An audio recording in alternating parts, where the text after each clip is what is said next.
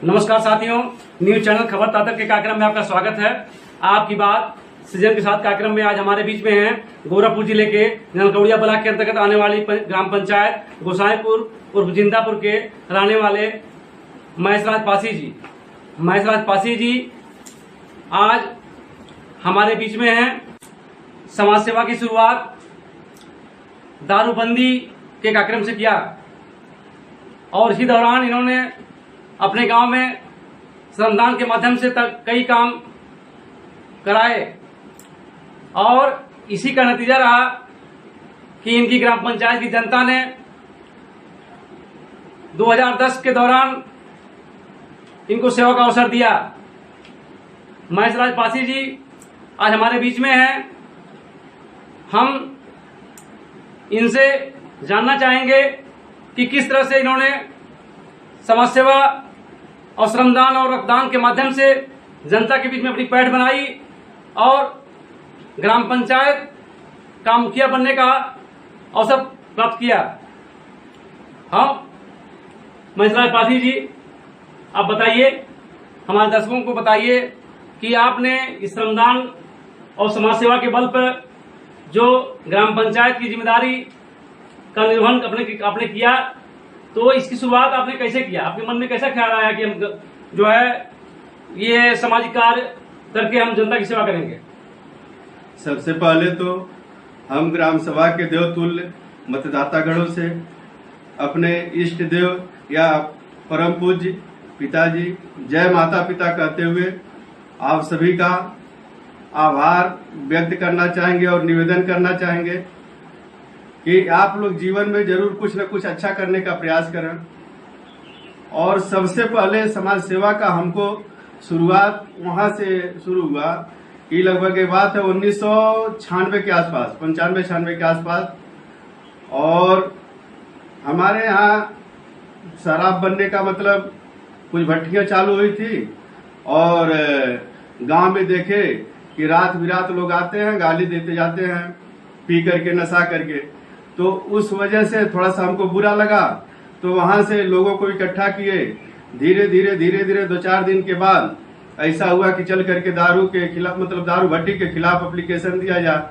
फिर यहाँ जाके हम मना किए पब्लिक से, वो नहीं माने दारू बनाना। फिर थाने पर मिले, तो इतनी से वर्तमान में जो एसओ रहे काफी मदद किए। वहां से पुलिस भेजे, तब जंगल कोड़िया में पुलिस चौकी नहीं थी। तो यहाँ पर आए तो पहला तो दारू बंद कराए। दूसरी बात यह थी कि हमारे यहाँ रास्ता का अभाव था। एक नहर थी, वो सड़क के रूप में परिवर्तित हुई। तो वहां पर एक महाशय आए, मकान बनवाए, तो रास्ते में ही 7 फीट अपना कब्जा करना शुरू कर दिए। तो उनको भी मना किए। यह बात है लगभग 2002 या 2003 के आसपास की। तो नहीं माने। फिर गांव से कुछ लोगों को हमने इकट्ठा किया, फिर उनका जाकर के विरोध किया और अपने हाथों से उजाड़ना शुरू कर दिया। फिर वो जाकर के थाने दरखास्त दिए और गांव के साथ हम भी पहुंचे थाने पर। तो उतनी समय जो भी थाना फिलहाल आपने श्रमदान के माध्यम से वो काम किया है जी। इसके अतिरिक्त भी आपने वो रक्तदान का भी आपने काम किया है जी। तो कुछ वाकया सुनाएंगे? हाँ, एक वाकया तो सबसे पहले जो हमारे सामने घटित हुई, वो वाकया है लगभग 2006 के आसपास की। और गोरखनाथ मंदिर से हम लोग टहलते हुए, पूरा ग्रुप था हमारा, हम लोग टहलते हुए आते हुए कैसे हॉस्पिटल के रास्ते निकल लेते हैं। तो वहां देखे एक आदमी काफी तेज आवाज में चिल्ला के रो रहा था। तो अपने स्वभाव के अनुसार थोड़ा सा रुक गए, उससे पूछ पड़े कि भाई काहे रो रहे हैं? तो बोले कि हमारे पत्नी का ऑपरेशन है और ब्लड नहीं हो पा रहा है, अगर कोई दे देता। तो हमने कहा चलिए हम ही दे देते हैं। तो हम ब्लड दिए, फिर बाहर निकल गए। वहां से तो चले आए। अभी जल्दी में लगभग 2017 के आसपास की घटना, स्टेशन पर गए थे किसी काम से। वो महाशय नौगढ़ के रहने वाले थे, पत्नी और बच्चों के साथ स्टेशन पर थे। हमको देख करके वो पहचान गए, लेकिन हमने नहीं पहचाना। तो वो बताया कि भैया और ऐसी बात है, गोरखनाथ चिकित्सालय में आपने हमको 1 यूनिट ब्लड दिया था। तो हमने कहा हम तो नहीं पहचान रहे हैं। कहना नहीं, आप वही है ना, आप दिए थे ना 2006 के आसपास की बात। हमने कहा हाँ दिया तो था, एक नौगढ़ का आदमी था। तुरंत वो बेचारे पति पत्नी दोनों लोग पैर छुए, कहे कि अगर इस दुनिया में उन्होंने दिया, वाले क्या नाम है? आप परिचय दिया, वो मुस्लिम समुदाय से थे। नाम तो बताया लेकिन इतनी समय याद नहीं, लेकिन वो लोग मुस्लिम ही थे। क्योंकि वो अपने पत्नी से ही कहे कि अगर इस दुनिया में कोई खुदा है या भगवान है तो इसी तरह के लोग हैं। जिसको हम लोग देख रहे हैं। तो इंसानियत का आपने एक ऐसा उदाहरण प्रस्तुत किया है जिसका पालन सबको करना चाहिए। तो आपने श्रमदान और तमाम समाज सेवा के जो आपने काम किया, सामाजिक काम किया, इसी के बलबूते पर, इसी से प्रभावित होकर के यहाँ की जनता ने आपको सेवा का अवसर दिया 2010 में। तो इस दौरान आपने 5 सालों में कुछ जो भी आपने काम कराए हैं तो हमारे दर्शकों को बताएं। जब 2010 और 15 के बीच में ग्राम सभा के देवतुल्य मतदातागण हमको मौका दिए, हमारे परिवार में प्रधनई आई, सेवा का अवसर मिला, तो उतनी समय हमने सोचा कुछ और नया किया जाए। तो नया करने में सबसे पहले तो ये बात है 2011 के आसपास सबसे पहले शायद ही कोई प्रधान होते होंगे जो चौपाल अपने वहां लगवाते होंगे ब्लॉक और जिला के अधिकारियों के द्वारा, और हम वो काम 2011 में किए। और एक तरफ पब्लिक थी, एक तरफ सरकार थी। पब्लिक सीधे सरकार से सवाल करे, अधिकारी से सवाल करे, इसलिए हमने चौपाल का काम किया। और अपने 5 साल में 5 वर्ष का हमेशा खुला मीटिंग कराते थे। एक तरफ पब्लिक रहती थी, एक तरफ ब्लॉक के मतलब अधिकारीगण रहते थे और कर्मचारीगण रहते थे।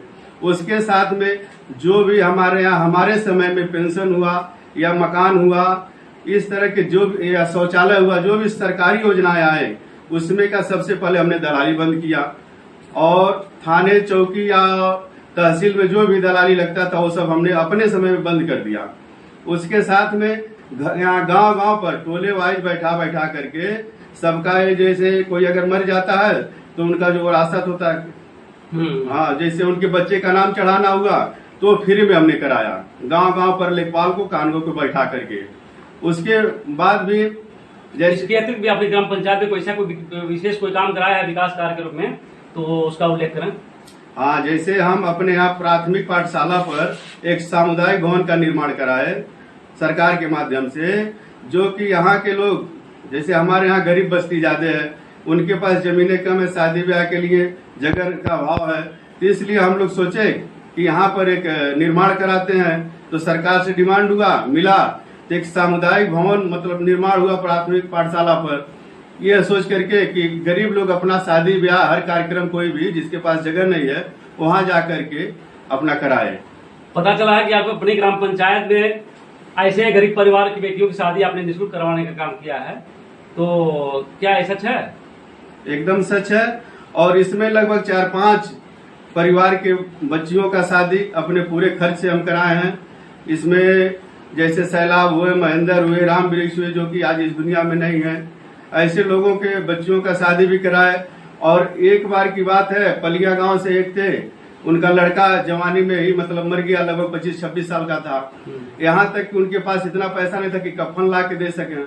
तो हमारे पास सूचना आई, तो हम अपने भाई को भेजे वहां पर कि जाओ भाई दाह संस्कार करा दो। हमने उनको पैसा दिया 4-5 हजार, वो जाके दाह संस्कार कराए और उसके साथ में उनका पूरा क्रियाकर्म का खर्च हमने लिया। अपने 5 साल में हमारे ग्राम सभा में जितने भी गरीब तबका के लोग मरे, अपने तरफ से 3 कुंटल लकड़ी प्लस कफन का खर्च हमारे तरफ से चलता था।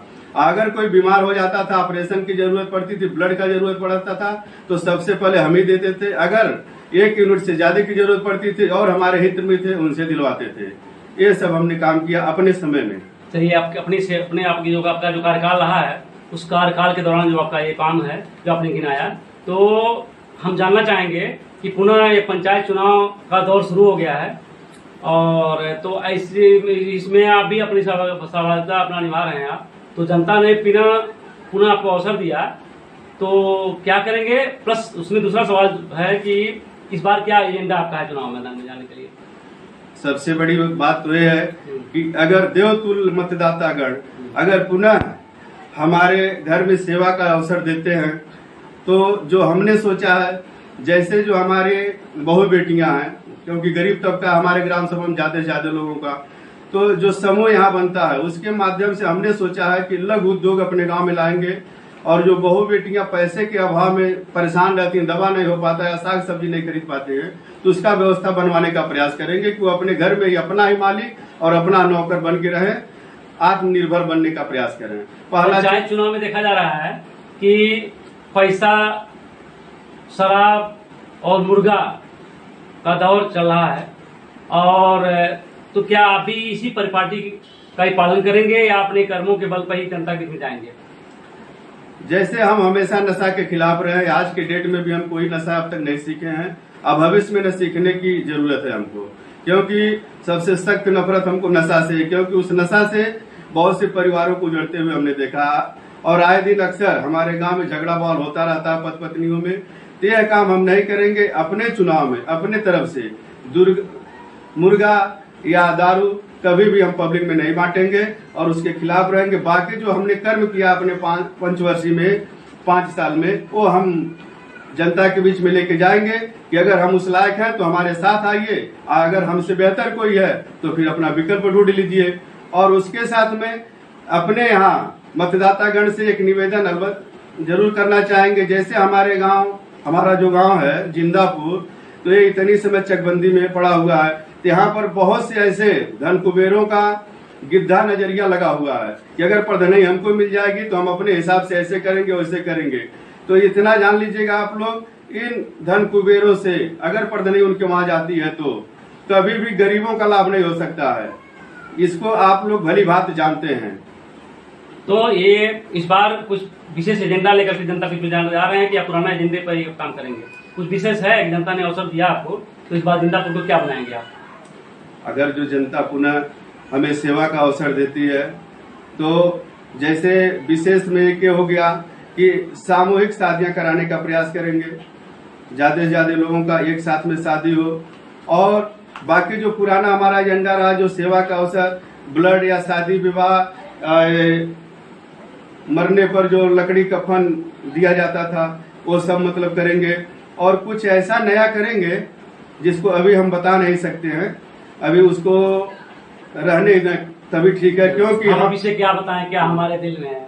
हाँ वही है, अभी से क्या बताएं क्या हमारे दिल में है, यही मतलब दोहा।